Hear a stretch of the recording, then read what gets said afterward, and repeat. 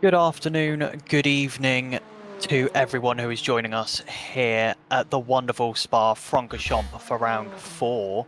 We are here for the Spa sprint race in the BPTuning Contender Series Silver Split. My name is Ollie Shakespeare and I'm being joined in the comms box this evening by Charlie Thornton. Charlie, how are you? Yeah, I'm doing well, thank you. How are you, mate?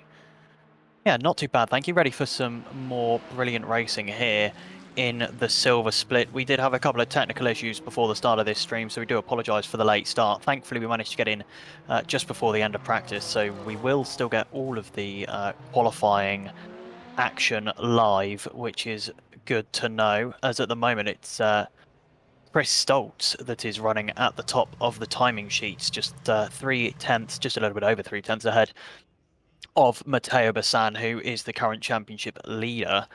Interesting to see a Peugeot at the top of the timing tables here. Do you think that might have something to do with the smoother track surface we see here compared to some other tracks we've been to so far, Charlie? Possibly, but also if you look at, what happened in real life at Spa a few weeks ago, the Peugeots were pretty high up there and they had good straight line speed, they had good pace over a lap. So I think, this is a track that suits the Peugeot. Yeah, you're absolutely right. The Peugeots did have a decent timeout in the real life 6 hours of Spa, as we just wait for the timer to switch over between practice and qualifying here. It will be the LMGT3s that go out on track first. We run a 25-minute qualifying session here in the Virtual Motorsport Series. It is split down the middle, so the LMGT3s take the first 10 minutes, and then there is a little gap for the LMGT3s to finish their laps and return to the garage, and then the hypercars take the final 10 minutes of the qualifying session, so from 10 minutes until there is 0 left on the clock. And here we go, switched into the qualifying session. We are switching into the qualifying session, just waiting for everyone to load in. There we are, weather deciding what it's going to do. Seemingly can't decide if it's sunny or not at the moment. There we go, we settled down. So everyone in the LMGT3 class rolling down to the end of the pit lane, waiting for the green light on pit lane exit. There we go, we are green. And we are on board with Christoph Rappel.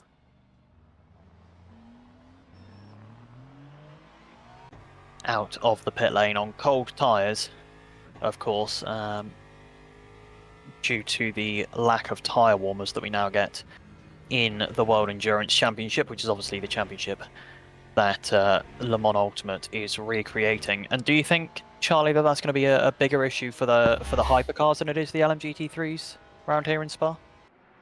It could be. It really could be. Just so you know, I have got it all sorted so you can get the live timing up on your side. Perfect, thank you. So I'm just having a little look at the results that we've had so far from the Silver Split. I'm just pulling them up so that we can have a little look at where everyone currently stands in the Silver Split as we look at Davide Canton, the Cube Controls driver, in that number 46 BMW Team WRT. Very nice livery on that car. He'll be hoping to have a slightly better result than he has the last couple of times out. Not necessarily the best results so far for him, which I'm sure he'll be disappointed by. Yeah, he's not had the greatest start to the season so far, but I think he could look at improving this time around. We'll see how it goes for him. Hopefully it goes better for him. We do also have John Baptiste Thomas in the Corvette, who I believe is serving his qualifying ban. Indeed he is, yeah, Jean-Baptiste Thomas picking up a qualifying ban from the last round after exiting the pit lane after he had returned to garage from outside of the pit lane, which meant that he was officially no longer able to take part in the session. He came back out onto track. Didn't set a valid qualifying time in the end, but did attempt to, and invalidated the lap. So that is a qualifying ban handed to Jean-Baptiste Thomas there. So he'll be serving that now. Of course, the silver split so far has been a relatively similar story for the first 2 rounds. It was Christoph Rappel, Aidan Russell, and Marco Galetti who took the top 3 results in LMGT3 in the first 2 rounds. But then the third round at Imola last week, or 2 weeks ago, sorry, neither Christoph Rappel or Aidan Russell were in attendance. Christoph Rappel, sorry, was in attendance. He had he unfortunately DNF'd. So it was Jean-Baptiste Thomas took his first win of the season. Marco Galetti in second, and Davide Canton onto the podium, which I'm sure he'll be hoping to continue as much as possible. Yeah, definitely. I mean, it was unfortunate for Christoph Rappel. I'm pretty sure he's still leading the championship as we speak, but with his disconnect from last week at Imola, was it Imola? Yeah, it was Imola 2 weeks ago. It was Imola. Yes, indeed. Yeah, Imola 2 weeks ago. It will affect his overall season performance, especially with that being an endurance round, having a few more higher points to score. Yeah. Certainly not going to be an ideal outcome for him if he can't find his way back onto the podium, because he is looking now to fight his way into that top 3.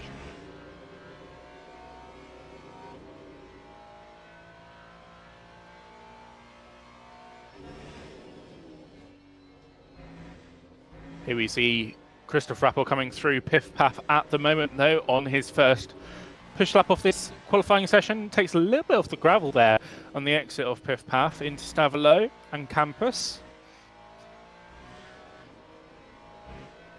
And just like you used your knowledge of the Imola circuit last time, I will use my knowledge of the Spa circuit this time, and definitely be saying all of the corner names this time around.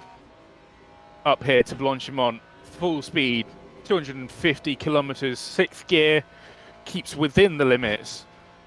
Very good line there from Christoph Rappel into the bus stop chicane. Let's see what he can do. Coming over to the line.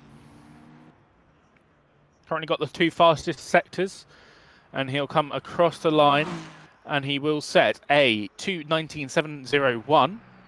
But has immediately been beaten by Davide Canton in the BMW just behind him, who set a 2:19.629. So very, very, very tight at the top there. 72 hundredths of a second so far. Robin de Puron coming in 7/10 behind in third. So a big gap there from P1 to P3 at the moment. Marco Galetti slots himself into third position, though, 2/10 back from Davide Canton in the 777 D-Station Aston Martin. Yeah, Eric interestingly, sorry, Go just on. interestingly, at the end of that lap, obviously it registered Christoph Rappel as having all of the fastest sectors because at that time he did.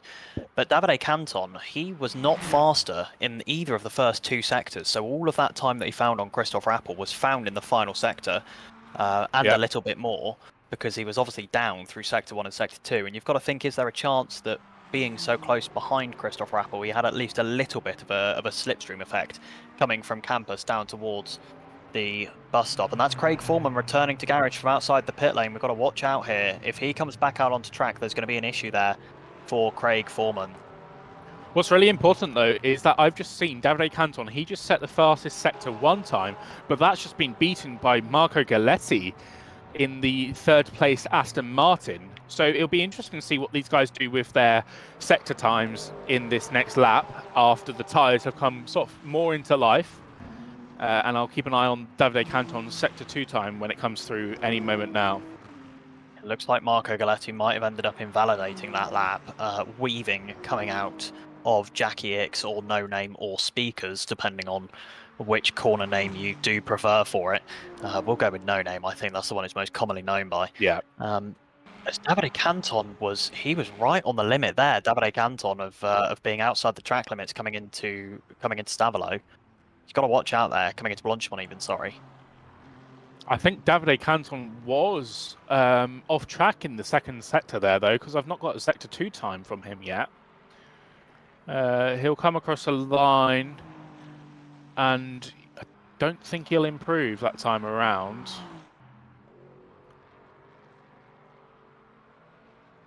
But we've got Marco Galetti. Eduardo Dorito struggling to improve as well. A 10th.5 down on the overall best time through the first sector. It is an improvement for him, which is really important, and it could be enough to find himself ahead of Robin de Poiron if he continues this. Although, as I say that, he's 6.5 tenths slower through the middle sector. The Ferrari clearly not loving the quick direction changes that we see through the middle of the lap. And this is going to drop him. I mean, if he has a really good final sector, he could come ahead of Robin de Poiron and slot himself into 4th, but it's going to be incredibly close if he does manage to. Yeah, coming into the bus stop chicane, you've got to kind of, this is where all of your pace can be gained or lost in, especially these corners where it's so tight. But coming across the line now, let's see what Eduardo Dorito can do. As he comes across the line, he'll go up to P5 with a 2:20's 8.46, so not too bad from him. Just a second and 2/10 slower than Davide Canton currently in pole position. Although I have a funny feeling that Davide Canton might be about to widen that gap a little bit more. 2/10 up almost in the first sector on the current fastest, which is himself. So let's have a look as he comes through the exit of Piff Path in towards campus, named so because of the university on the inside of the corner there, which you have to access through a path that actually runs underneath the track there. It's not an improvement on himself in the middle sector, which is going to be worrying for him. Christoph Rappel, however, has massively improved in the middle sector, and this could be really close between these two at the end of the lap. And again, Davide Canton, is he in that range where he's just getting a little bit of a tow from Christoph Rappel, or is that too far back? It might be, there might be a little bit of an advantage gained for Davide Canton in that BMW. I'm sure he'll be thankful for any that there is, with the front end of that BMW being relatively brick-shaped, not necessarily the most aero-efficient in terms of drag. But Christoph Rappel is, at least momentarily, surely going to go to the top of the timing table. Indeed he does. Is it taken back by Davide Canton? No. Yes, it is. Yes, it is taken back by Davide Canton immediately. So Rappel goes fastest by 0.02 of a second, and then immediately afterwards, Davide Canton goes back to the top of the timing sheets by 66,000ths of a second. Incredibly close at the sharp end of LMGT3 qualifying, which is about to come to an end. Once that timer crosses down over the 15-minute mark, you are not allowed to start a new lap. Pretty sure that's 66 hundredths, not thousandths. It's 66,000ths of a second. It's 600ths and 6,000ths. Technically. Maths. Is it? Yes, it is. Yeah. Oh, yeah, it is. Aiden Russell not going to get to the line, and not with a brilliant qualifying either. Yet to set a lap is Aiden Russell. Maybe, is he geared towards race pace in that Mustang? You've got to think he is, because it's only going to be P5, I think, by the time he gets to the line for Aiden Russell. Possibly not even. Yep. P5. It is P5, just about. Almost exactly a second off of Davide Canton's lap. Eduardo Dorito might find himself improving as he comes to the line. Is it going to be enough of an improvement to move him up? Indeed it is. He goes 6th, just ahead of Frank van Ginneken, who is also on a lap. That lap did start in time, so did the lap of Mark Warmington. He's down on himself in the first sector, which he's not going to be massively happy with, but maybe the McLaren man able to find something through the rest of the lap. And Frank van Ginneken, unfortunately, I think, has invalidated through the first sector. No Sector 1 timing line. No Sector 1 timing split, sorry, popping up. And Craig Foreman is back out on track and doing a lap. And I mean, I'm going to say it because I said it when we were in Imola last time out. I said it when we were in Imola last time out. That is not allowed. He hasn't improved. He hasn't improved in terms of position, but he has come back out on track and done another lap. And he needs to now also remember that qualifying is over. So if he's starting a new flying lap here, it's not going to be valid, and he needs to find his way back to the pit lane in due time so as not to disrupt the outlaps of the hypercars. And to be honest, it doesn't look like an in-lap particularly from no. Craig He's Foreman. definitely pushing it a little bit here, and it's going to be unfortunate if he does, lose it from being out back on track after a return to garage, and he'll definitely have a penalty coming his way for the next race of the championship. Yeah, Mark Warmington, there was an improvement there, I think. He was about 2.5 tenths off, now 2.2. So an improvement for Mark Warmington. No improvement for Robin de Poirot. He crossed the line and stayed in 4th, and I don't think there was a time improvement there either.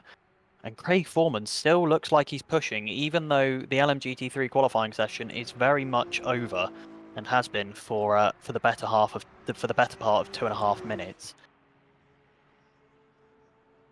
And he's got to watch out here. We have seen it reported before when drivers go out on track after returning to garage or after their session has been completed.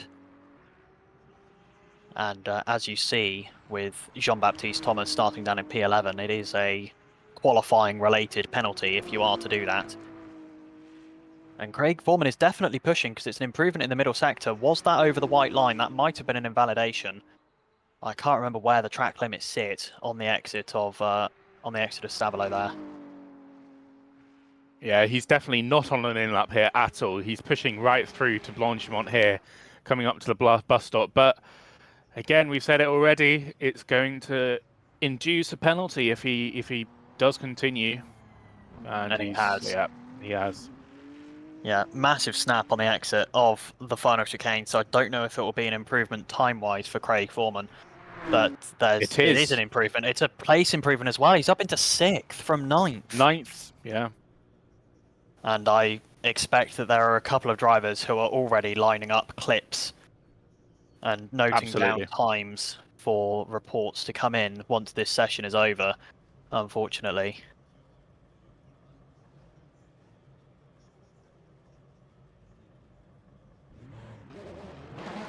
Hypercars now heading out into the pit lane, lining up to start their session.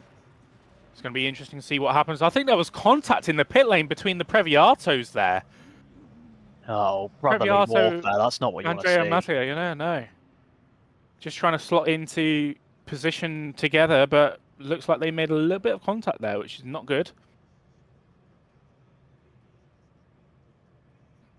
Any moment now, we'll have these hypercars blasting round the track.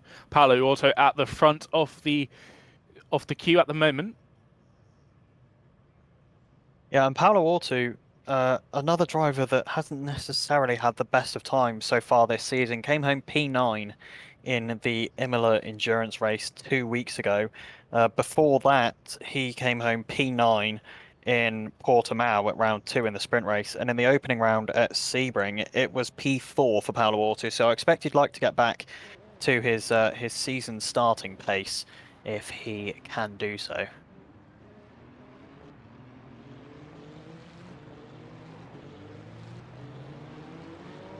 And here we are now, Paolo Auto leading the field out of the pits and onto their qualifying sessions.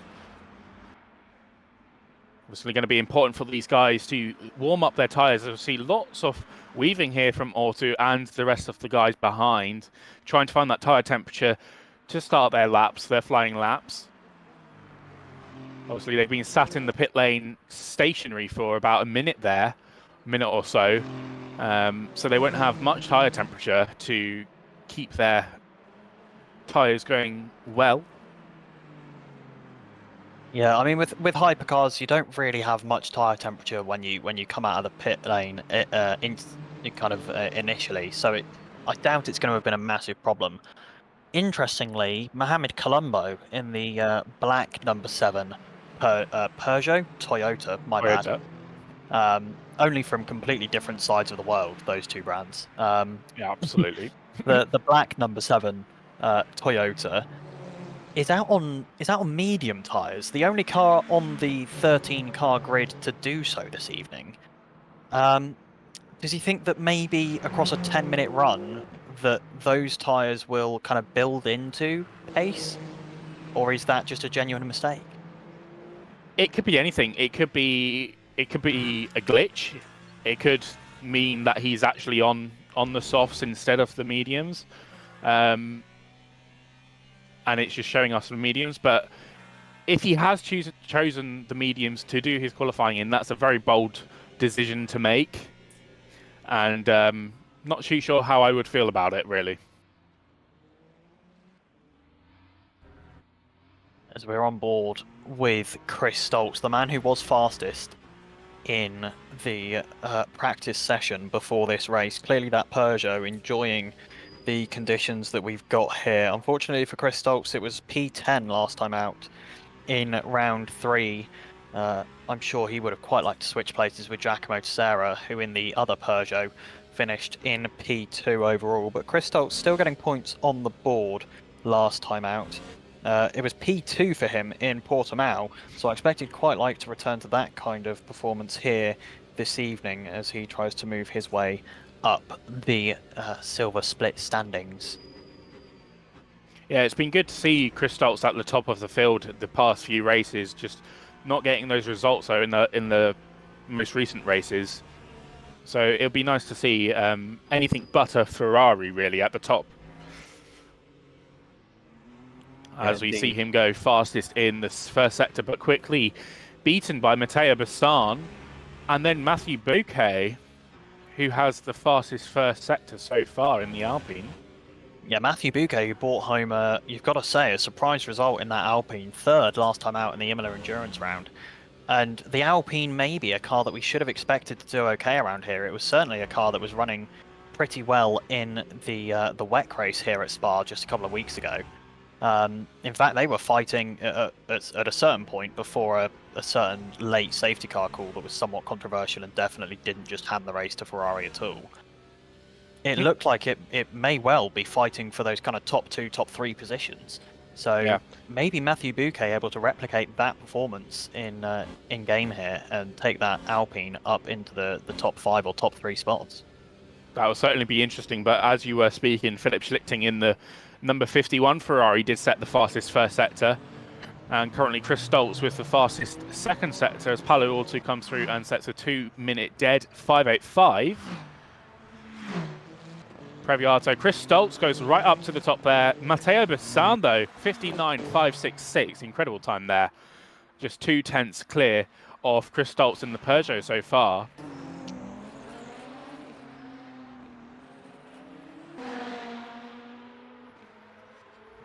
These times coming thick and fast now. Philipp Schlichting should be the next one who comes through. And those tram tracks that we're seeing there into turn 1, that was Chris Stoltz. He locked up both front tyres directly after he finished his first push lap. And unfortunately, you've got to say, it's going to have rather impacted his run. Ruined those front tyres. Yeah, definitely. Still waiting on a lap time from Aurelien Pellicore at the moment. He is on track, but so far not set a lap time as he just come through sector 1 time. Matthew Bouquet, though, fastest in the first sector once again by just 0.2 this time.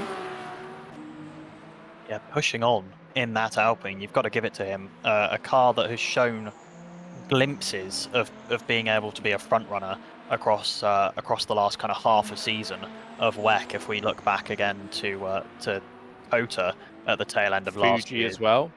Yeah, Fuji as well at the tail end of last year's World Endurance Championship calendar. The Alpine has shown that in race trim especially, it can be up there on pace, but just not able to get the performances together in real life. Chris Stoltz, 5 tenths down on his own time through sector 1 due to that, as I said, double front lockup. But he's now deep in the toe of whichever Ferrari that is in front of him. I think it might be Previato, indeed.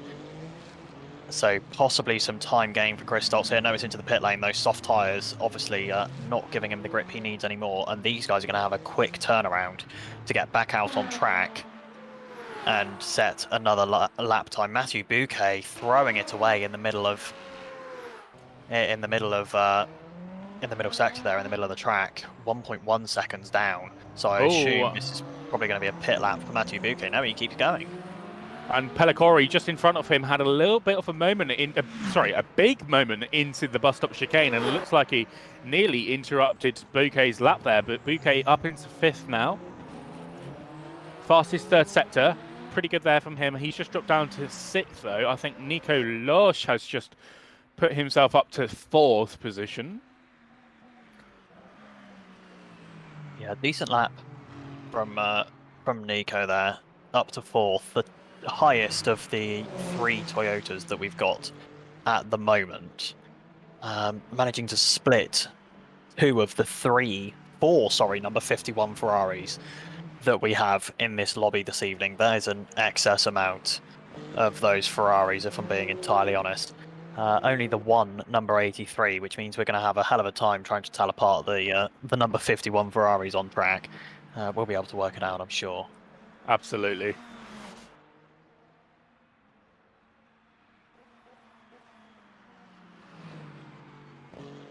So now it's just a game of waiting and seeing where are people improving. Rasmus Andreasen crucially improving on his own time through Sector 1, which I'm sure is enough for him. It doesn't necessarily have to be the fastest of anyone.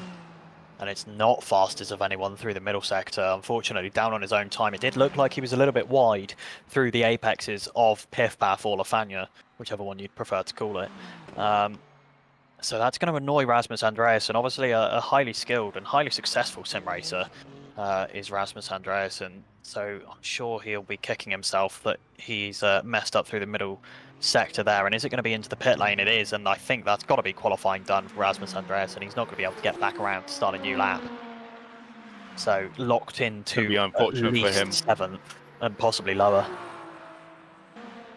Yeah, not ideal to have that bad run in the end of the race, end of the qualifying. My apologies. Chris Stoltz, though, coming through up to the bus stop chicane. This is his out lap, though, so preparing those tyres just for another final run off Spa-Francorchamps in this qualifying session. Blast out of the last corner. I tell you until the source. That is some tactical placement from Matthew Bouquet. I'm sure you'll notice he is just tucked in behind that Peugeot, far enough back.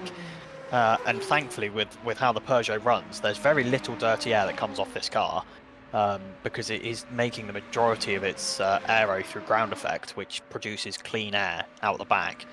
So Matthew Bouquet is going to gain because he's got the slipstream and isn't going to lose as much as others will by being this close to another car through the corners. So this could be the strategy from Matthew Bouquet, but it's slower in the first sector, and we've seen him go fastest before. So that is a direct comparison to his own time. So he's a 10th down on his own best, which I think makes him a 10th faster overall. Yeah, this is going to be interesting though.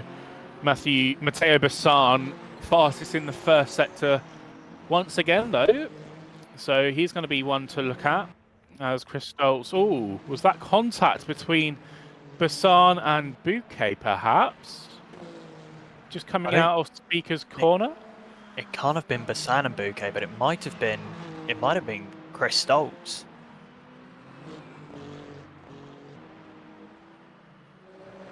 Oh, it seems like Bouquet went off perhaps and then came into the path of Bassan. That would have frightened Bassan quite a bit though. But Chris Stoltz, fastest in the second sector this time around, 6/10 quicker. That is pretty incredible so far. That is huge. And shout out to Matteo Bassan, who somehow has only managed to lose half a tenth, even though he had a sideways Alpine shoot across in front of his Ferrari. That is the proper sim racing way. Just keep your foot in it as there's a Toyota backwards. That's Mohamed Colombo. Someone clip that. Yeah. Mohamed. Sorry, that's rude. And it's fastest for Chris Stoltz by a tenth of a second. Matteo Bassan, can he get there? No, he can't. Matteo Bassan can't get there. It's half a tenth, not even half a tenth at the front. Paolo Ortu qualifies in P8. He's going to be hoping to improve from there. And Stanislas Pajot could be here. Stanislas Pajot, surely not in the white liveried number 7 Toyota, the Fuji throwback livery. And that's disappointing. A second and a half down through the middle sector. I had my hopes up for him. It's going to be a massive improvement, you've got to think, though. As he went fastest in the first sector by over 0.3 of a second. I got very excited for Stanislas there. Thought he was going to see a very, very good qualifying. And throw it out the park, but unfortunately that second sector is where it's it's where it needs to be for any of these guys to get these laps in.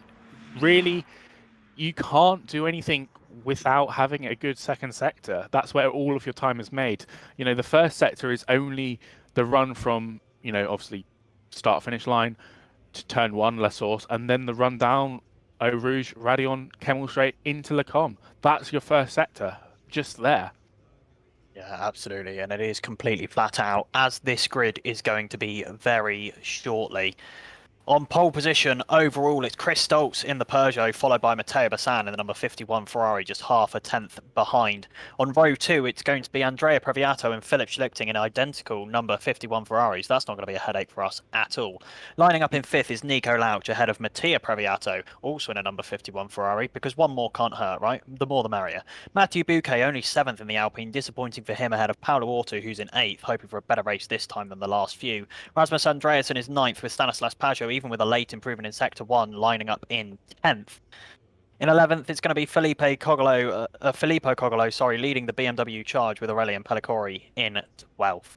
Mohamed Colombo rounds out the hypercar grid in 13th. Then it's Davide Canton in 14th for pole position in LMGT3 ahead of Christoph Rappel and Marco Galetti, 2 drivers who have featured on the podium regularly so far this season. Robin de Perron lines up 4th in class with Aidan Russell in 5th in the Mustang. He'll be hoping to fight his way towards the podium as well. Craig Foreman and Eduardo Dorito make up row 10 in 7th and 8th in class respectively. Frank Van Ginneken and Eric Nonamaker make up row 11 in the Mustang and the Ferrari. Then it's Mark Warmington, the solo McLaren, lining up in 23rd overall with Luciano Ricciazzo in 24th.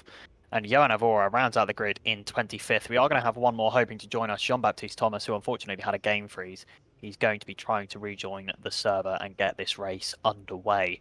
The winner last time out in the Imola Endurance, unfortunately suffering some small issues with his PC as we now go into the wait session in between the two. And here we go. So drivers are going to be lining up for the race any minute now, and this gives me a brilliant chance to talk about our Contender Series sponsor, Season 2, and having a relatively decent time of it at the moment. I'm sure he'd be quite happy for me to say. He offers a variety of setups for every single car in LMU and ACC for a variety of conditions and pace/ability. And for what I've got to say, it's a very reasonable price if you head over to bptuning.net. You can also get one-to-one coaching with him. And I mean, he's just a brilliant coach. I've seen him in action around the track in LMU and ACC, and he is always a very cool, very calm, and very collected. So if you are interested in any LMU setups or ACC setups, or getting coaching from one of our very own here at the Virtual Motorsport Series, then make sure to head over to bptuning.net and check out everything that they have got to offer. And that leaves us with just about 40 seconds until this race starts. And Charlie, let's get a quick prediction from you. If it's not the top 3, at least who do you think is going to win in each class this evening? You know what? I think we've got to back a Ferrari. The Ferraris are just so dominant in this game as well as in real life. I think it's the best shout. As much as Chris Stoltz had that pace in qualifying to edge out Matteo Bassan, it was so tight, and I don't think it was enough for him to win. But in GT3, Christoph Rappel, he's always been there. He always will be there. As long as he doesn't have those disconnects, he's going to be on the podium. Galetti as well. He's been up there every single race so far. I think he is probably one of the most consistent drivers in the LMGT3 field so far. But Davide Canton's surprise pole position, that's something to look at. Yeah, absolutely. So the field now rolling through the bus stop chicane. We are going to be green any moment now for a 40-minute sprint race here in the forests of the Ardennes in the wonderful Spa-Francorchamps. And it is going to be an action-packed 40 minutes. That much I can pretty much guarantee you. Absolutely. As the field lines up, ready to take the green flag. It's going to happen. Here we go. The green flag flies, and it's a brilliant start from Matteo Bassan on the outside of Chris Stoltz. Is Chris Stoltz going to be able to hold that position on the inside? It's Filippo Cogolo further back looking to move up the inside as well, but I think Chris Stoltz spins on the exit of turn 1. Also round is one of the Ferraris. I don't know which one that is. It's Chaos. Also Mohamed Colombo off in the background of turn 1. It is all going off here this evening. Marco Galetti to the front in LMGT3. Philip Schlichting's off in the back. I think that was the other Ferrari that was spun around as Charlie keeps on trying to say, and it's backwards for Christoph Rappel. Does he hold it over the top of Eau Rouge? an issue with the Ferraris that's been there since Season 1 here in VMS. I think Christoph Rappel has managed to mostly keep it out the wall. Is he going to be able to get running again? I don't know. Aiden Russell is to the back of the field. Turn to garage. That's Frank van Ginneken. Christoph Rappel has unfortunately DNF'd this time around. That was a big hit into the wall though.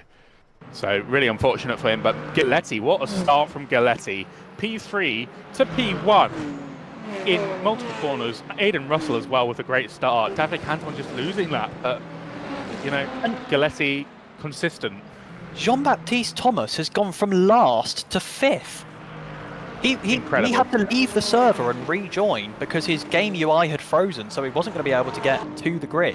So he left when Hypercar qualifying finished, managed to load back in time, obviously load the correct setup, and is up to 5th. For what's a Corvette 4.5? There's something that you wouldn't have been able to get me to sign my name to before this race had started. I never would have been able to predict that. And again, it's Chris Stoltz off track ahead of Philip Schlichting. I think there's got to be some damage on that Peugeot, because he's just struggling to get that thing back around the track to the pit lane as he's passed by the 2 Corvettes. And yeah, it does look like there's some damage on that Peugeot. It is not having a great time at all in the hands of Chris Stoltz at the moment. So unfortunately, I don't think Chris Stoltz made contact with anyone in particular, but I think Philip Schlichting out of La Source sort of used too much turning angle to try and avoid Chris Stoltz, that he just lost it himself and caused that chaos. But unfortunately for Chris Stoltz this time around, first, currently last in class, and trying to work his way through these LMGT3s. But we'll see what else can happen. Nico Lorsch, though, in the Toyota, currently on the podium, just followed by Matthew Bouquet, who's had a good start as well. Right on the back of the Toyota now, along the Kemmel Straight. Will he pull alongside into Lecombe? Yes, he will. They are alongside. And Matthew Bouquet looks like he's going to take 3rd place. But contact, though, side by side. Nicola Lorsch goes off track. And Bouquet is going to go straight past. Or not. And side by side between Palu Auto and Rasmus Andreasen behind as well. Really, really tight stuff and aggressive driving from all of these guys at the top here. But Matteo Brissan leading the field by just about a second so far. Yeah, Matteo Brissan has had this absolutely... I mean, he had to work for it in qualifying, but the lead of this race has somewhat been gifted to him. As Johan Avora is running in 10th place, and points for a Porsche hard to come by in LMU at the moment, so I'm sure he'd be quite happy to just stick behind Mark Warmington and come home with a single point from this race. But I know the racer that Johan Avora is. He's not going to sit back on his haunches and just let that happen. He's going to be out there trying to gain positions all over the place. As Paolo Ortu is overtaken by Rasmus Andreasen, he's now got to deal with Stanislas Pajot, who's up into 7th from his initial starting position of 10th. So Stanislas Pajot are going to be very happy with that one. As certainly a lot of drama at the start of this race. Christoph Rappel already out. Chris Stoltz down to the back of the field along with Philip Schlichting, losing 8 and 12 positions respectively. One of the Previato brothers, I think it's Andre, losing 3 positions off the start as well, down into 9th as he's behind. That is going to be Aurelien Pellicore, who's gained 4, and I'm being corrected. Sorry, it's Mattia Previato that has lost those positions down towards the back of the field. Absolutely chaotic start, and Mohamed Colombo, after that massive off at turn 1, is somewhat managing to catch up with this pack because they're all fighting each other. So race is not yet over for Mohamed Colombo, who's running in P11. That's ridiculous to think, isn't it? The back of this train at the moment is the whole of the top 10, pretty much, coming down the Kemmel Straight right now. We'll see them all looping around in the back of shot. This is the whole of the top 10. This is absolute scenes. Chris Stoltz just setting the fastest second sector this lap time around, though, so interesting from him.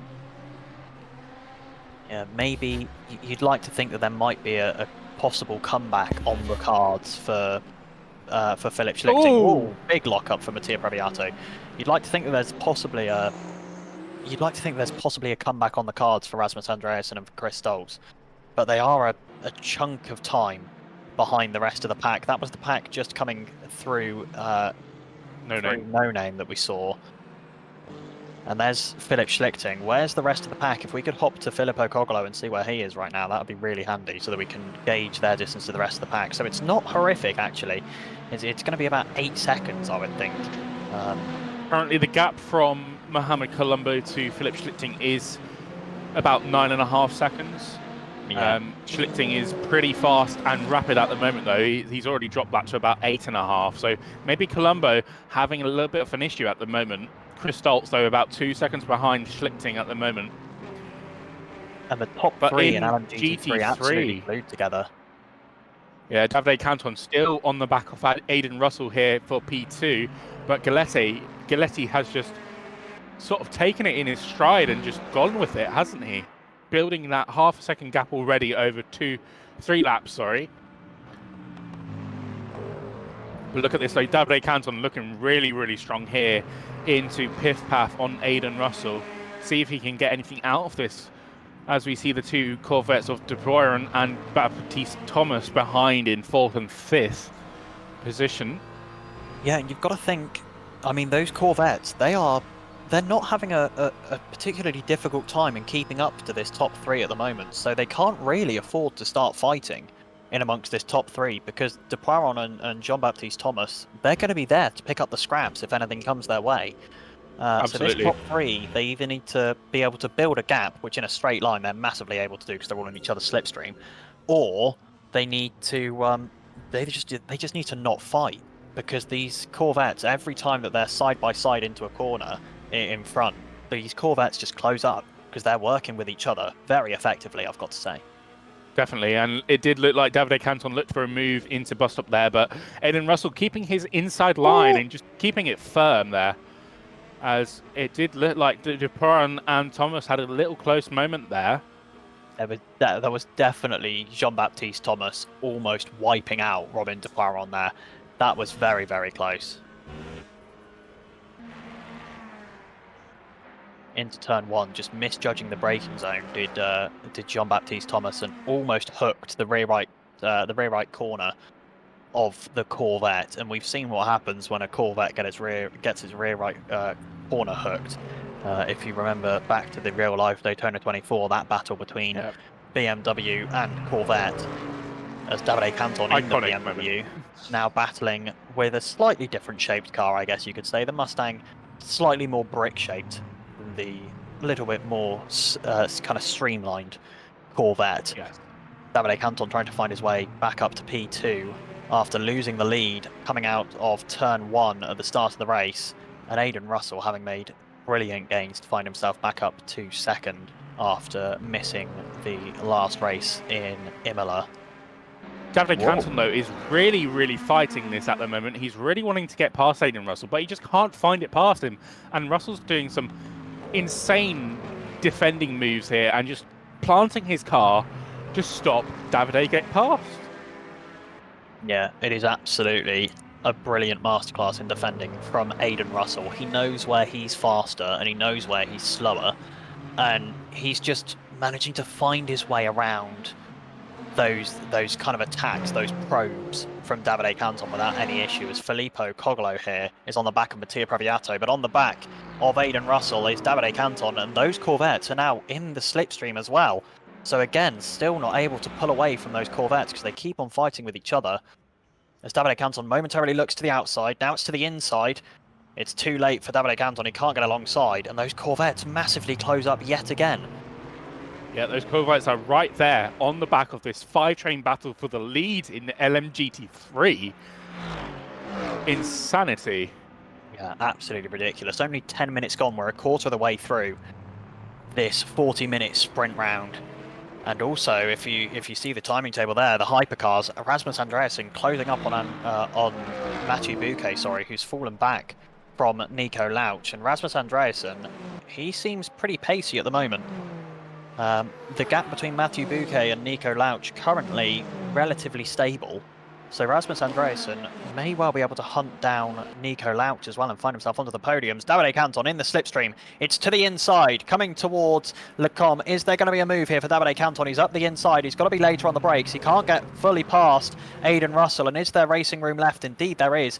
Brilliant on-track display here. Up the inside again for Davide Canton. A little bit of a hip check. Aiden Russell still alongside. I have a funny feeling that Mustang is going to feel that he wasn't left enough racing room there, and it's now going to be Jean-Baptiste Thomas up the inside of Aiden Russell and onto the podium. And is he going to be followed through by Robert DePauw? Oh, No, it's Aiden Russell round. Russell's... He manages to hold it. Is that position going to be given back by Robin DePauw? I don't know.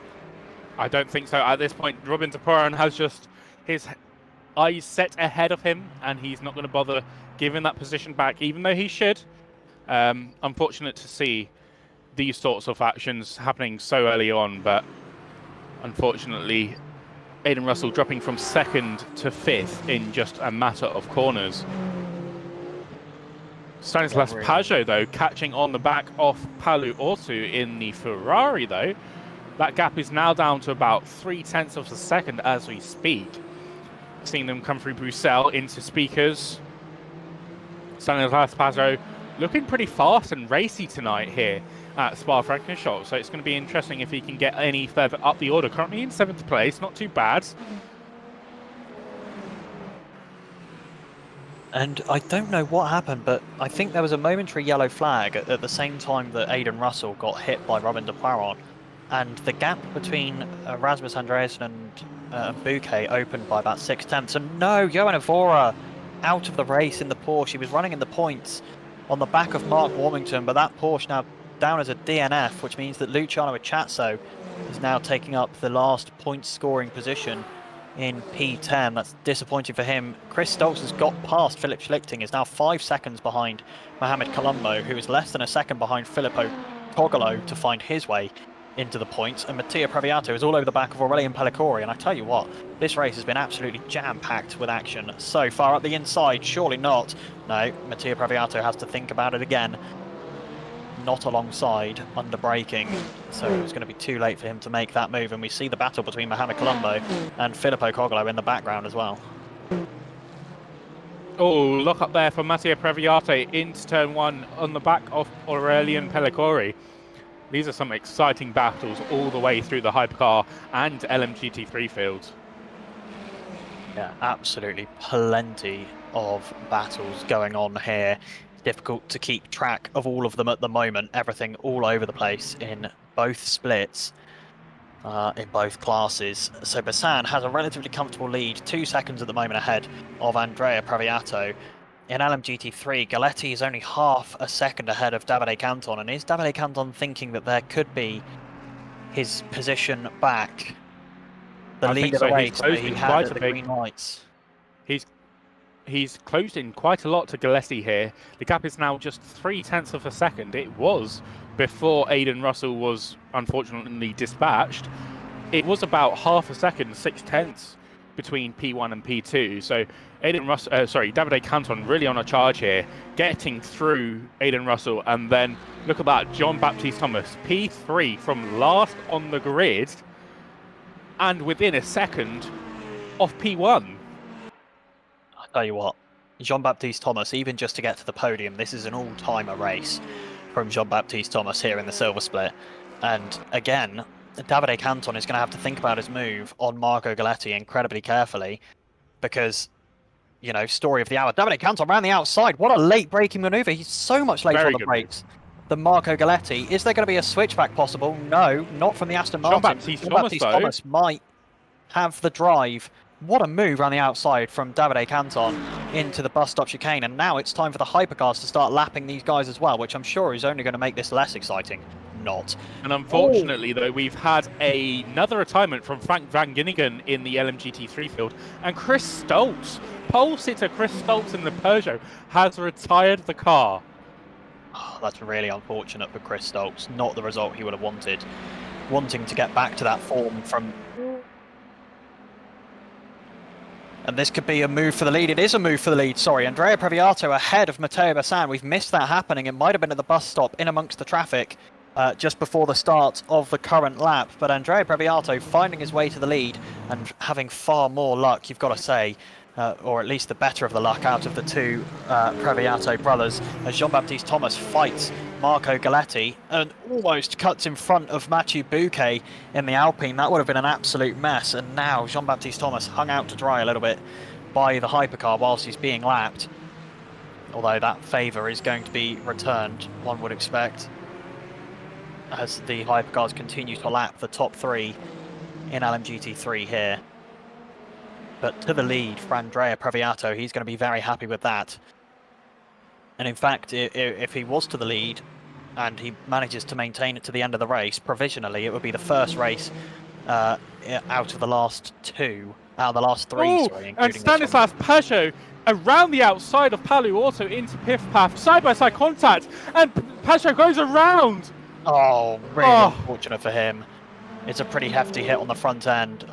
You'd think hopefully it's only the bodywork that's damaged. It was relatively square, so I don't think there should be any steering damage, but he's now got to try and get it out of that gravel, and he's got to wait for almost the entirety of both fields to come past before he's going to be able to do that. Peugeot was having such a good race up until that moment. He was right on the back of All2, especially aided by those lapping the LMGT3s, but I think he just got a little bit too much in himself there and just made a slight mistake going side by side. All2 didn't have the time to react, I don't think, and that sent Peugeot into the gravel and looked like he had a little bit of a hit with the wall as well there. So not good for Peugeot there. No, absolutely not. And these 2 Ferrari hypercars all over the road, they're trying to find clean air from each other, so that, or at least that's what Matteo Bassan was doing by taking the alternate line.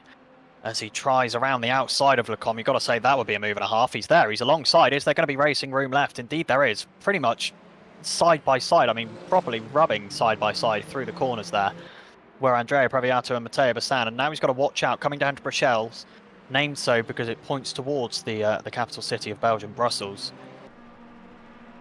But no move on that time for Matteo Bassan, as unfortunately the lead in LMGT3, as I talk about LMGT3, Aidan Russell at the inside of Jean-Baptiste Thomas. Robin de Poiron has got ahead of Jean-Baptiste Thomas. What has happened there to Jean-Baptiste? He's gone from 3rd down to 5th on the road as it stands. A little bit less racing room than might have been optimal left by Aidan Russell there.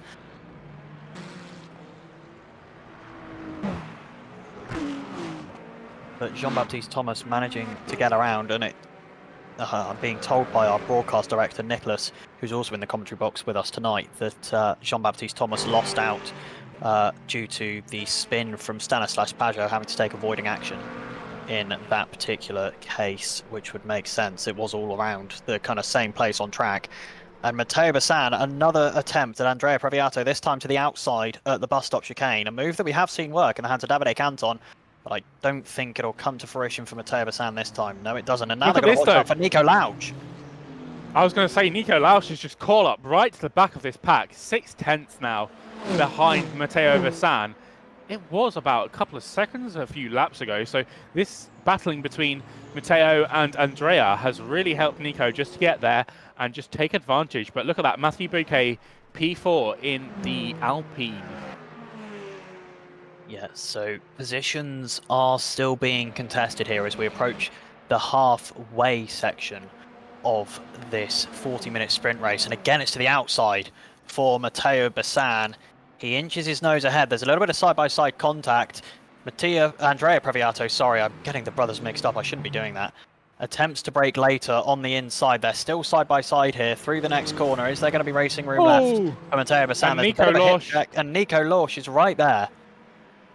Right there is Nico Lauch after Matteo Bassan had a little bit of a moment there while side by side with Previato. So Nico Lauch, this is a battle between him and Bassan for P2.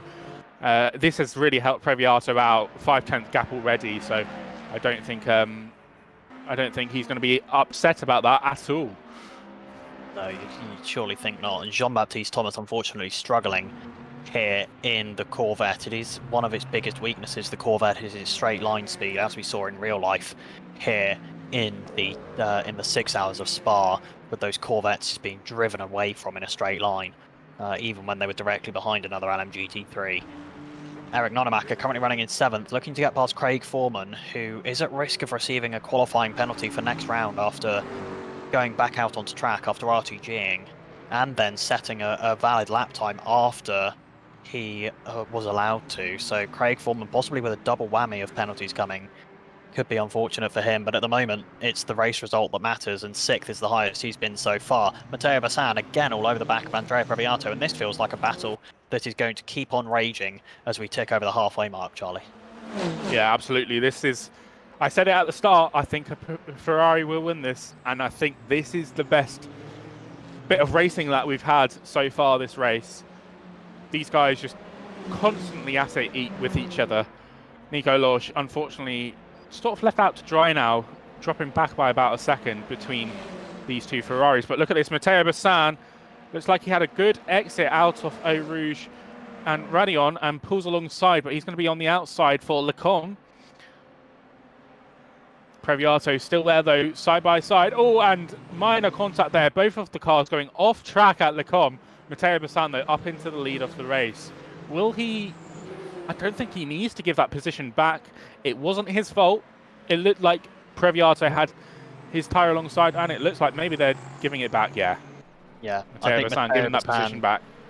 I think Matteo Bassan, there was still a little bit of overlap, and he almost forces Nico Lauch off track there. That was incredibly close, but I think there was still a little bit of overlap when Matteo Bassan turned in for the corner, which then caused a little bit of a gluing effect. Both of them ended up off track, and Mohamed Colombo could be about to lose his point scoring position here. Philip Schlichting all over the back of him, just trying to get back into the points before the end of this race after an extremely unlucky start to the race. Spun at turn 1 along with Chris Stoltz, who is now no longer taking part. He had to retire the car.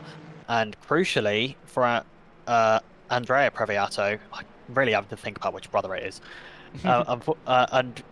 Fortunately for Andrea Previato, that gap now over a second to Matteo Bassan, who is going to have to use a little bit more fuel, a little bit more virtual energy, brake a little bit later to try and get back within that, properly back within that second's gap and be able to pick up that toe again.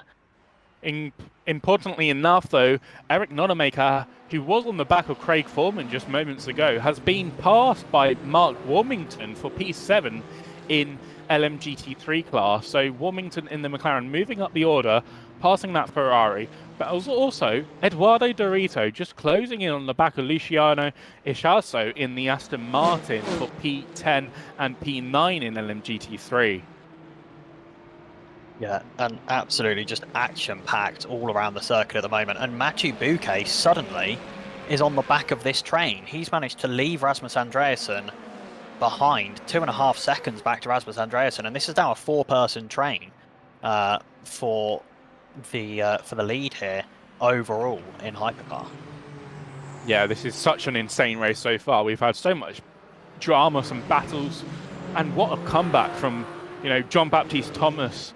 Of all guys, Davide Canton losing the lead in LMGT3 in the first corner, but regaining that after just a few laps, and already with a 3.5 second gap to P2 so far. So really good going there from Davide Canton. Yeah, he'll be really happy with that. Stanislas Pajot in the pit lane. And I'm not sure what the strategy there for Stanislas Pajot is, to be honest. Possibly a little bit of damage and just fixing that up to be able to get to the end of the race safely. But I don't think there's going to be points on the board, really, unfortunately, for Stanislas Pajot, especially not now that he's made that pit stop.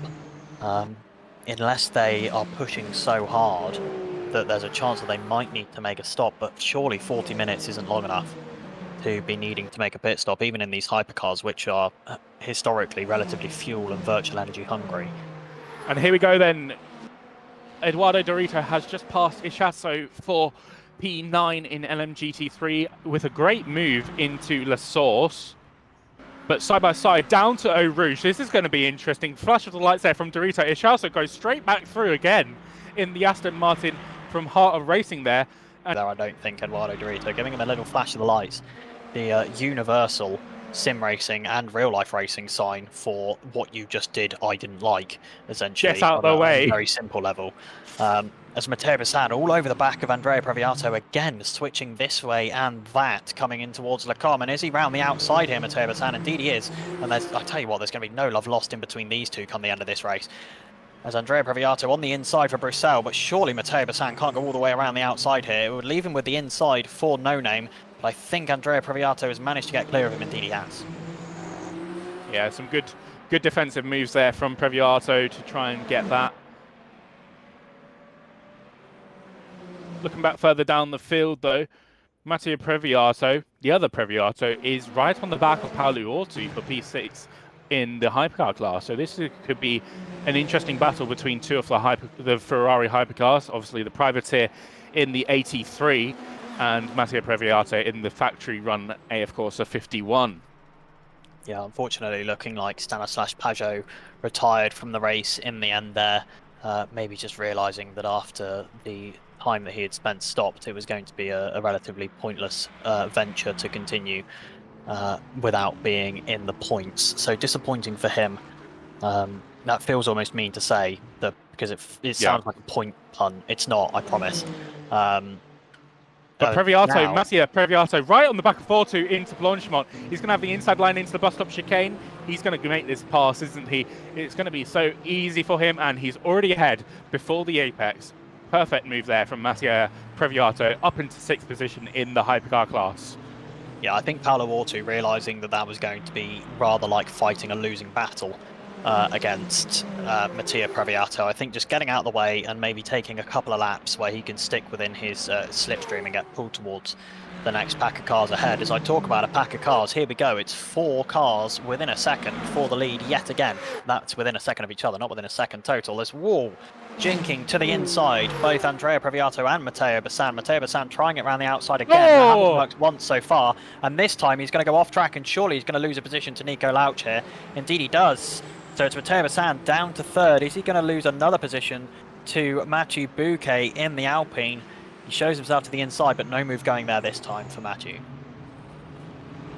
Yeah, that was some insane and really gripping battle there for P1 overall. 4 cars within, a second and a half is absolutely mental at this point in the race, and these guys are right on it. Filippo Colagolo, my God, my English. Filippo Cogolo, right on the back of Philip Schlichting at the moment, though. Philip Schlichting goes a little bit wide in Bruxelles there. I think that might actually be an overtake that was made into the com, as that's Eric Nernemacher going slowly in the background, a shot there. Mark Warmington breaking up this hypercar battle. Mathieu Bouquet is going to be annoyed by that. Surely that has rather scuppered his chances. It's back up the inside as Matteo Bassan. Nico Lauch around the outside the long way of, I believe that was Craig Foreman in the BMW. And that's Matteo Bassan back up to 3rd, and Andrea Previato, getting them the right way round, Ollie. Jesus. Is now 1.6 seconds clear at the front of the pack, and Mathieu Bouquet looking to get past Nico Lauch in the highest of the Toyotas. But no move going there for this time for Mathieu, and these guys need to focus on getting back to Matteo Bassan. And Matteo Bassan, I'm sure, has his sights set and targets locked on the rear end of Andrea Previato's Ferrari 499P. Also, as well as that, Mathieu Bouquet looks really, really racy here. He really wants to get into that podium position. Anything could happen between these guys in front, and but Mathieu Bouquet is just there to take the advantage, but I don't think the traffic really helped him this time around in aiding that. But he's got a good run coming out for the source, right on the back of Nico Lauch for P3 at the moment, pulling that insane straight line speed on that Alpine as he pulls across and into 3rd position. A little bit of contact there in Silicon. The Toyota of Lauch going wide and keeps that position for now, but no, I believe he's letting him go. Yeah, way. Yeah, indeed he is. Yeah, respectful driving there from Lauch there. Yeah, the correct decision from Nico for sure. But Mathieu Bouquet in half a second again. Yeah, Mathieu Bouquet into the top 3 though, but Nico Lauch still there, right on the back of him. He's not going to let him get away at all here, is he? No, absolutely not. And another driver that is trying to move himself up the order is Robin De Poiron here, trying to get ahead now of Marco Galetti. And I think De Poiron is going to make some gains here as Galetti gets hounded by the leaders in Hypercar. Robin De Poiron looking for his best result of the season. Marco Galetti looking to equal his best result of the season. And there's a clonk there. That was certainly a late move from the Toyota of Nico Lauch, trying to get onto the back of the Alpine, and he's now got to run. The Alpine held up in the hands of Mathieu Bouquet by Marco Galetti, but I think the Alpine straight line speed might be able to do enough here when Nico Lauch has to pull out of the slipstream. And indeed, it does look like it's going to, but in towards the bus stop chicane braking zone. It's to the outside for Nico Lauch. Attempting a move all the way around the outside here is brave. It's a lock-up on the inside. from Mathieu Bouquet, and I think that'll be a switchback on the exit, and Mathieu Bouquet will reclaim that third place. And again, the flash of the headlights seen, and I'm sure I don't need to remind you of what that means. What are you doing? Yeah, absolutely. As they are coming here final to lap. 10 minutes. How on earth has this happened? This has gone by ridiculously quickly. Eduardo Dorito and Ishaso still battling at it for P9 and P10 in LMGT3. Really good battle between these guys. Not at the top, but still just doing what they can do in the final 10 minutes of the race. Final 2 points paying positions as well for these two. Yeah, it is absolutely ridiculous at the moment. And again, battles going on. Galetti behind Robin de Praron. We didn't see that move made. I would assume it was made in amongst the traffic with Paolo Ortu ahead. But Robin de Praron up into second. It would be his best result of the season so far. The second best result for the Corvettes. Filippo Cogolo attempting to go at the inside of Mohamed Colombo. These two now battling for the final points paying position. Colombo does come out ahead out of Lecom, but Filippo Cogolo with the better drive. And around the outside, there's contact. Both of them are off track. There's more contact. Is this going to get resolved cleanly? I don't necessarily think so. Mohamed Colombo now outside the points, still trying to get past Filippo Cogolo, and there's still a battle raging for that final podium position with Rasmus Andreasen now involved in that train as well, in the Ferrari that we've just handily cut to. Right as I started saying it, me and Nicholas on the exact same brainwave at the moment. Fingers out. Absolutely, and Nico Lauch, surely. Oh, big snap for Mathieu Bouquet as he exited the gravel there. Just a little bit wide on the exit of Stavolo, almost losing the rear end of that Alpine, which thankfully is now actually a fully fledged hypercar rather than back in the LMP1 days where they were running kind of just a boosted LMP2 with some weird aero parts on it. And Nico Lauch getting through on the inside. Rasmus Andreasen looking to do the same. They're side by side. There's a little bit of contact. I think Rasmus Andreasen might be able to get the switch back, but for now it's going to be Mathieu Bouquet out ahead, coming out of the bus stop. And Rasmus Andreasen, I think, has not been able to get that switch back down the top end of that Alpine. Really coming in useful for Mathieu Bouquet right now. But he's going to have to watch out because he's not going to have a tow. He's not going to have a slipstream from Nico Lauch here. So Rasmus Andreasen, less than 0.2 of a second behind, might be able to look at making a move here as we see the Alpine A with the regen slash brake slash safety lights on the rear end of that Alpine. It's a move to the.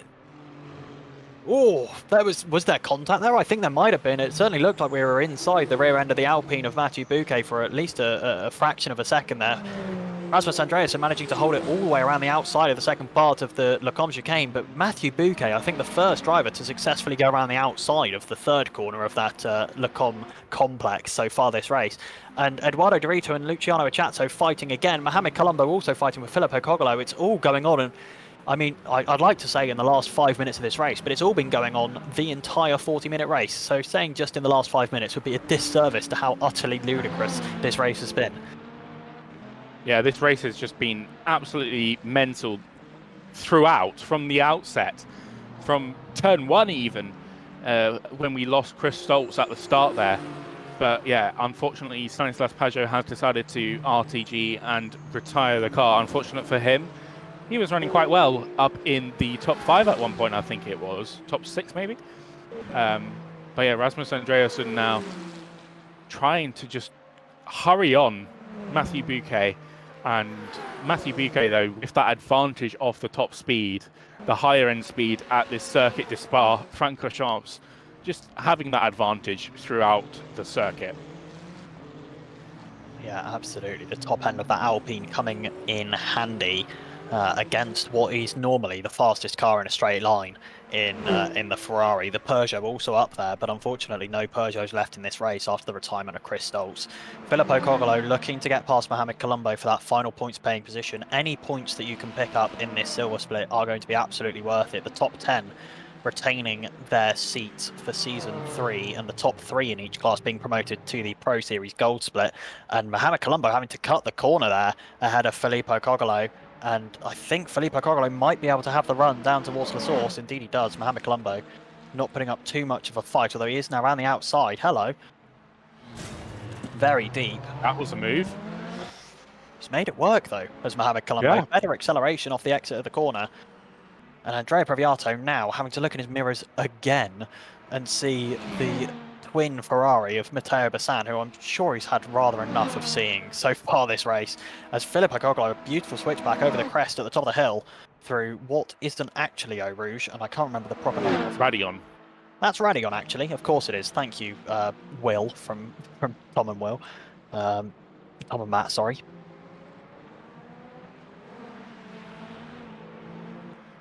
I was going to say, Will? Who's Will? Yeah, no, I don't know where I got Will from. I brained that there. meant to say Matty, of course. Matty and Tom. Radion, actually. And Rasmus Andreasen not able to really get solidly within that seconds gap on Mathieu Bouquet, who looks like he's going to come home in fourth after a prolonged battle with Nico Lauch, who also had a prolonged battle with these two on screen at the moment, Andrea Previato and Matteo Bassan. These two now almost 2.5 seconds clear of the rest of the top 5, after at one point that entire top 5 was covered by about 3 seconds. So these two have really pushed on. Although Nico Lauch gaining a whole bundle of time into the bus stop there. I'm not quite sure where that came from. There we go. Everything evens back out again as the cars get up to speed. I would just like to mention the Craig Fortman, Mark Warmington and Eric Nonemaker battle at the moment for P6, P7 and P8 in LMGT3. Nonemaker's been right on the back of Warmington for a while, and look at this though, he's coming for a move into P1. Can he make it work? Not this time around. He's just going to stick in behind, hope for a mistake maybe from Warmington, or just try and take advantage of.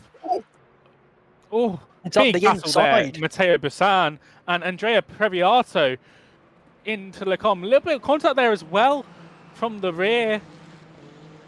Out of Lecom though, Matteo Bassan leading Andrea Previato. This has been a ding-dong battle off the ages. And you've got to say, Matteo Bassan absolutely pushing the limits in terms of how far to the inside he could go there. If he'd been any further off track, he would have been doing a replica Magnussen. As Philip Schlichting around the outside of Aurelian Pellicore, the top speed of that Ferrari, absolutely ridiculous. I think Aurelian Pellicore resigned himself to losing that position before it even happened, and almost lifted off on the inside of the corner. Eduardo Dorito clearly ahead of Luciano Achazzo, but Eric Nonemaker still fighting to get past Mark Warmington for P7. I believe this would be both of these drivers' best results so far this season. Mark Warmington having struggled so far in that McLaren, although now able to bring home some points and start his campaign to stay up for Season 3. At the front though, we're not watching at the front, it's going to be Mohamed Colombo we're watching, although there is still the battle at the front. Matteo Bassan and Andrea Previato coming around to start what will be the final lap.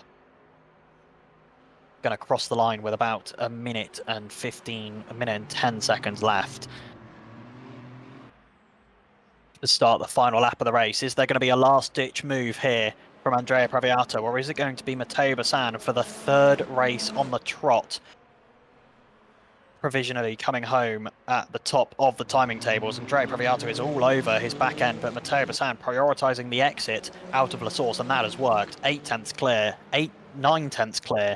and that is a long way back. Surely Andrea Previato too far back now for a possible move. Mohamed Colombo not too far ahead of Filippo Cogolo, leaving absolutely no room on the exit. Massive side check, massive shoulder check between the two. Filippo Cogolo locking up.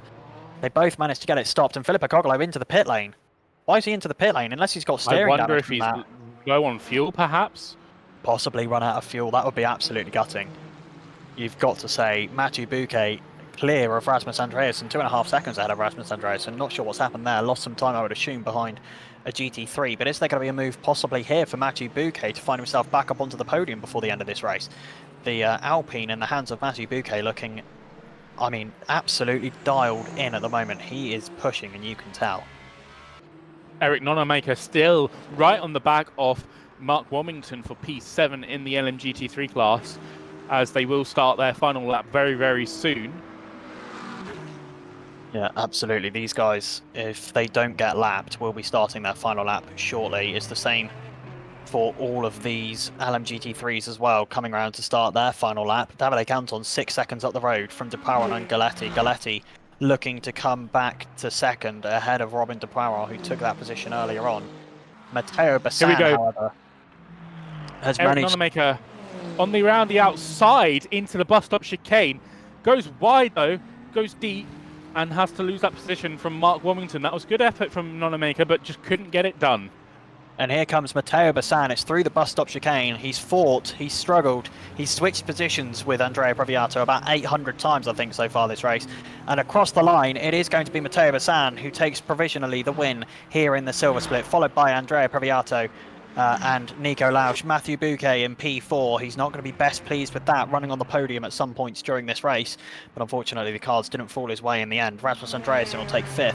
Robin de Poiron and Marco Galetti, though, still fighting out on track. Galetti just half a second behind. It would take an absolutely brilliant drive through this middle and final sector for that D Station 777 Aston Martin to be close enough to make a move, I would think. Yeah, I think it's a little bit too late for Galetti to make that position, but as I said earlier on, I think it was, he is Mr. Consistent in this championship series so far. Galetti scoring a podium in every single race so far, I believe. But Davide Canton, as I mentioned at the start of the race, surprise pole position for him, and he's just walked away with it. He's currently 7 seconds ahead of Robin de Poiron at the moment as we speak on this final lap. So what an insane effort there from Davide Canton. Pole, dropped down to 4th midway through the race from turn 1, but he's made it back up and he's built that gap and that lead immensely. What an achievement for Davide Canton so far.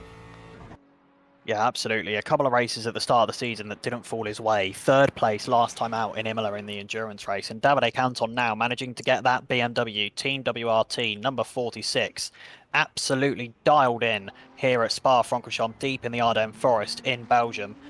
Comes out of the final corner, the bus stop chicane to the line is all that's left to do for Davide Canton. It's going to be his first win. Provisionally taking his first win here in the silver split. A brilliant feeling, I'm sure, for him. Robin de Poiron takes home his best position finish provisionally here. 2nd place, followed by Marco Galetti and Jean-Baptiste Thomas from the back of the grid to P4. You've got to say that's an incredible drive. Aidan Russell, also with a struggle of a race, comes from, I believe he qualified P8 up to P5 at the end there. A good race for him. Mark Wilmington is going to stay ahead of Eric Nonamaker as they come home. It's Craig Foreman in 6th, Mark Wilmington in 7th, and Eric Nonamaker in 8th in LMGT3. Eduardo Torreira coming across the line now as the last LMGT3 finisher. It does seem like Luciano Ichazo did get into the pits before he finished the race, so maybe he abandoned that last lap and decided it wasn't worth it, but he would score points in the end. Yeah, a possibility that he was lapped before the end of the race by Davide Canton. So it might be that his race was already over. So that's why he came into the pits so early.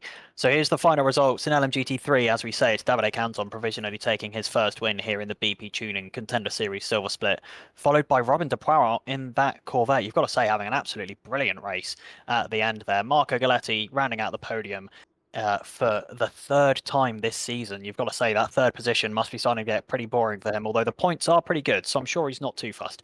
In 4th, I think especially with the retirement of Christoph Rappel, who was potentially leading the championship, I don't think after this result he's not going to be leading the championship, and it's going to be in the hands of Marco Galetti.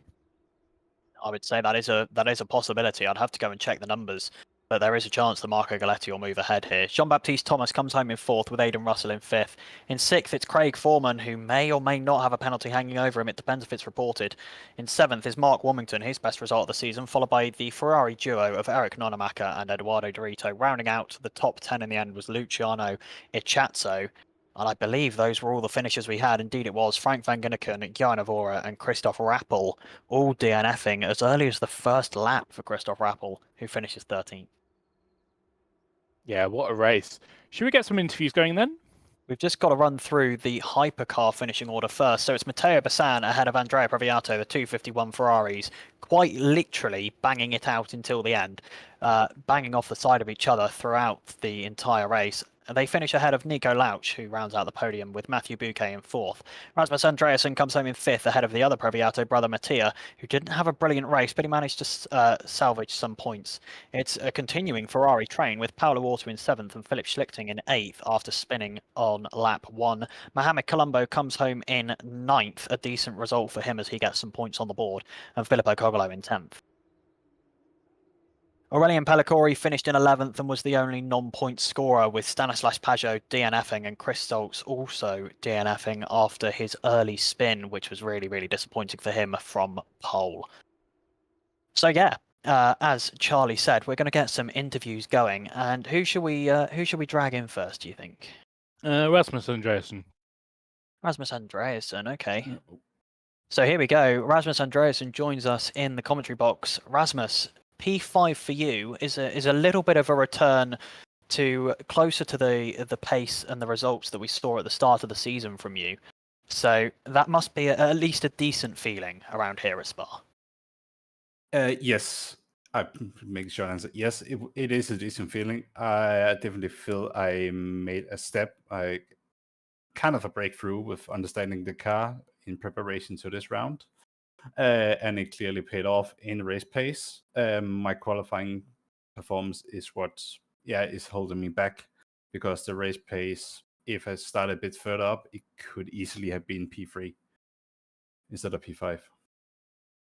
Yeah, and at one point you were involved in, I mean, what at one point was a 5-car train, all fighting over P1, 2, and 3, and I expect that was pretty intense because there was a lot of door banging and side by side contact going on in amongst that pack. So intense racing throughout.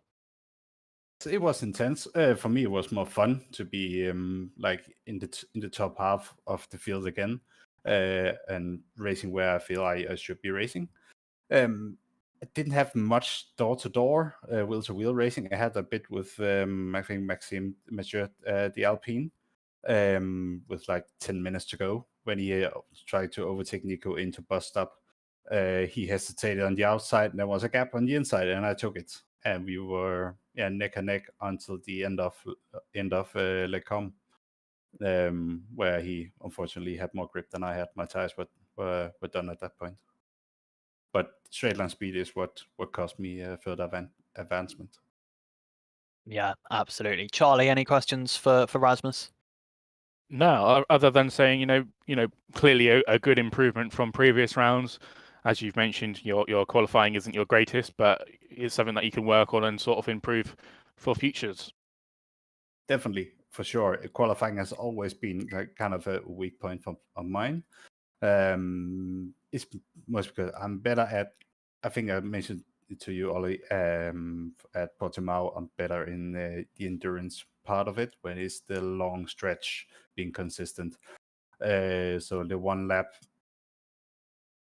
drive the wheels of the car is not, it's not the type of driver I am, but it's something I can definitely improve on, and that's my aim. Absolutely. So a long break now in the silver category. The next race on the 20th of June, obviously, because normally you would be racing on the 6th, which falls on, I believe that is the Le Mans 24 week. Mans There's weekend, something happening that weekend. It is Le Mans. So no race on the 6th. So the next round on the 20th is the Monza sprint round. Do you feel that that'll be a decent home race for you in the Ferrari? I send big praise to the Tifosi, since I'm in a Ferrari, of course. Well, historically, Monza has been one of my stronger tracks. There's not many corners to make a difference, but you can really make a difference if you actually nail them, because get some straight line speed and then be able to nail the corners. Usually I perform quite well there, but time will tell. I definitely made a step here, and I will take that onwards to Monza. But until then, it was just practice for the longer break, better preparation. Yeah, absolutely. Well, I wish you the best of luck for Monza, and thank you very much for joining us this evening. And again, congratulations on the provisional top 5 finish. Thank you. Cheers. Thank you, Rasmus. Have a good one. Should we continue on the hypercars and then move over to the LMGT3s? Yeah, I think that's a good Yeah, choice. I think so. So we're going to drag in now Nicholas Ulrich joining us in the box, Nico Lauch as he's seen in game. And coming home on the podium must be nice. It must be a nice feeling for you, Nicholas. Obviously, the win in round one, but since then, maybe the pace hasn't quite been there. So a podium must be a really great feeling.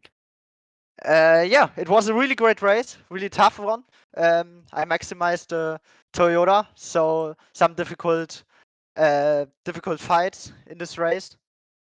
At the end, it was tough with the tires, so the tires were really bad, and the Alpine was fast on the straight, so I must defend sometimes really hard. Yeah, the Ferraris were really fast on this track, so I cannot touch their pace. I think only when they fight, I gain some time. So it was a tough race, but yeah, at the end it was really nice for me. P3 is a nice podium, and I hope next time it also will be a podium or something like that. Yeah, absolutely. So looking forward to the next round. We're at Monza in about a month's time. Do you think that that's going to be a decent race for you in the Toyota, or do you think maybe it might be one where the Toyota struggles a little bit more? I think the Toyota struggles a little bit more because the straight line speed on the Toyota is sometimes really bad, and yeah, I was a little bit angry that I can't drive in Imola, so I did not start in Imola, and that cost a lot of points. And now the straight line speed tracks come, and the Toyota have much problems on this straight line speed tracks. Yeah, well, I wish the best for you. Charlie, any questions? None from me. No? Wonderful. Well, thank you very much for joining us, Nicholas, and we do wish you the best of luck next time out in Monza, and congratulations again for the podium provisionally here in Spa. Yeah, thank you, then. GG to all persons, and really nice race. Bye. Yeah, thank you. Have a good one. Bye. Bye-bye. And moving on now, we are going to bring in the LMGT3 drivers that we've got waiting on an interview. Let's talk to we'll talk to Craig Foreman first, I think. Craig Foreman, hello, welcome to the commentary box. How are you doing this evening? Yeah, I'm good, thank you. I'm very good. Good, that's good to hear. Almost a top half of the results finish for you this evening. It ended up being P6, but a decent points haul in the bag here in Spa, and a points haul that realistically you needed to get. So that must be a good feeling for you. Yeah, absolutely. Yeah, it was. I really enjoy Spa. It's one of my sort of favourite tracks. And sort of like had a bit of a sort of poor sort of start to the season, and I'm feeling like I can turn this around now and make some improvements. Yeah, that is really good to hear. A lot of battles going on up and down the grid, but I think you managed to kind of keep your nose out of any big incidents or kind of collisions that were happening, managing Yeah. to just find your own little bubble and stay there throughout the race. Yeah, that was pretty much it. Like I didn't have the pace to catch up with what was in front of me. Just sort of tried to keep consistent. Had the couple of times where it was close behind, and then yeah, that was just it. Was pretty well, not a boring race, but I just sort of trying to keep consistent and on it. Yeah, absolutely. Looking forward to Monza in about a month's time. Do you think that that's going to be a track where you're hopefully able to replicate the same kind of pace and finish inside the top 10, or do you think it might be one where you struggle a little bit more? I mean, I'd like to be confident and say yes, but I just don't want to get too overconfident. But it's a track again. It's a track that I enjoy, so hopefully that I can replicate what I've done today. Yeah, absolutely. Well, thank you very much for joining me in the comms box. And again, congratulations on the points finish provisionally. I'm sure you'll be very happy with the outcome from this evening. And I wish you the best of luck for Monza in about a month's time. Thank you for joining me, Craig. Yeah, no, cheers, Solly, and just a little thanks to BPTuning for some helping on the setups and stuff. It's been really appreciated. Yeah, absolutely. Thank you, Craig. Have a good rest of your evening. Bye. And you, mate. Cheers. Bye. Bye. And a brilliant comment at the end there from Craig Foreman about BP Tuning, our proud sponsor of the Contender Series here at the Virtual Motorsport Series. BPTuning, as I said earlier, an absolutely brilliant setup shop run by our very own Kieran Prendergast, the reigning champion of the Pro Series and currently taking part in the Platinum split in the Pro Series for Season 2. BPTuning offers a range of setups for all weather conditions and driver ability across both LMU and ACC, and you can even get one-to-one coaching with Kieran Prendergast himself. If that sounds like something you would like to check out, then head over to bptuning.net to have a look around what they offer and see if it's the right fit for you. So that's going to be all from us here this evening at the Virtual Motorsport Series. Thank you so much for joining me here around Spa-Francorchamps for what was an absolutely ridiculously action-packed 40-minute sprint race. If you enjoyed the racing that you saw here this evening, we've got the SimGrid Platinum Split race coming up on Sunday, 6:25 p.m. BST, same place. It's going to be right here live on the YouTube channel as they take to the Bumby X Airfield of Sebring for a 60-minute sprint race. So make sure to tune in then. But again, thank you all for joining me. Have a good rest of your afternoon or evening wherever you are in the world. And we will see you next time. Have a good one.